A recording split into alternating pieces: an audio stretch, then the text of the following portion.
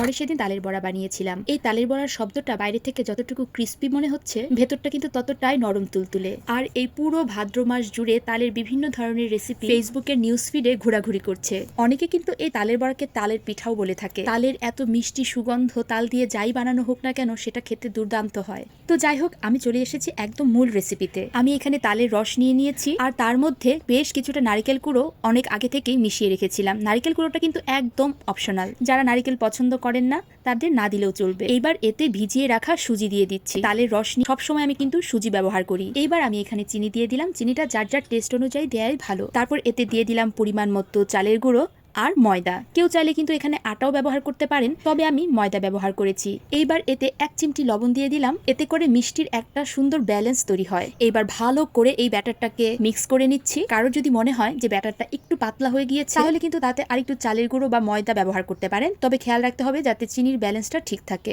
এটাকে ভালো করে এবার মিক্স করে নিব। এই তো আমার কিন্তু তালের খামির বা ব্যাটার একদম রেডি। এইবার এগুলোকে ডুবো তেলে অল্প আঁচে ছোট ছোট করে বলের মতো করে ভেজে নিব। আমি এই যে হাতের আঙুলের ডগা দিয়ে পরিমাণ মতো খামির নিয়ে ডুবো তেলের মধ্যে ছেড়ে দিচ্ছি। আর দেওয়ার সাথে সাথে কিন্তু দেখতেই পাচ্ছেন যে তালের বড়াগুলো কি সুন্দর করে তেলের উপরে ফুলে ফুলে উঠছে।